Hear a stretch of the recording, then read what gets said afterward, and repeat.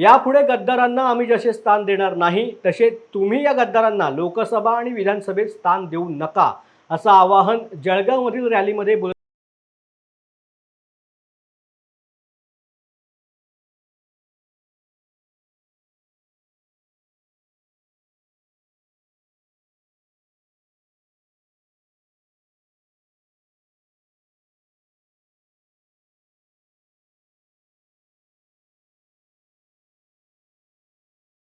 आग्रह केली, पण या नरेंद्र मोदी आणि अमित शहाला आपली मुंबई गुजरातला पळवायची आहे आणि म्हणून त्यांनी शिवसेना फोडली.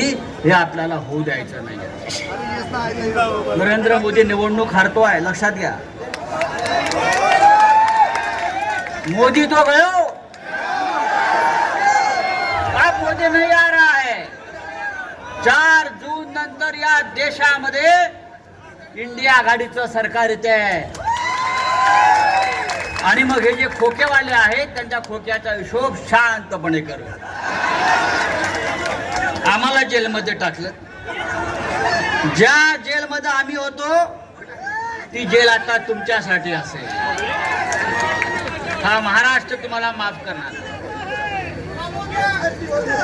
शेतकरी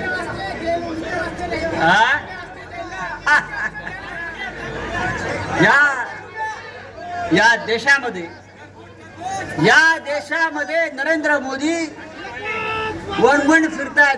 ही गॅरंटी, ती गॅरंटी, ती गॅरंटी. अरे तुझ्या निवडून येण्याची गॅरंटी नाही, तू का आम्हाला गॅरंटी देतो? 4 जून नंतर तुम्ही पंतप्रधान राहील का नाही याची गॅरंटी नाहीये आणि तुम्ही आम्हाला गॅरंटी देताय. गेल्या 10 वर्षामध्ये आपण जी गॅरंटी दिली त्याचं काय झालं ते आधी सांगा. मगाशी वक्त्याने उल्लेख केला, 2 कोटी रोजगार प्रत्येक वर्षाला देणार होते. 2 कोटी.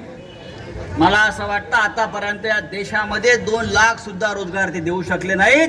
उलट महाराष्ट्राचा वाट्याचा रोजगार ते गुजरातला पळून घेऊन गेले.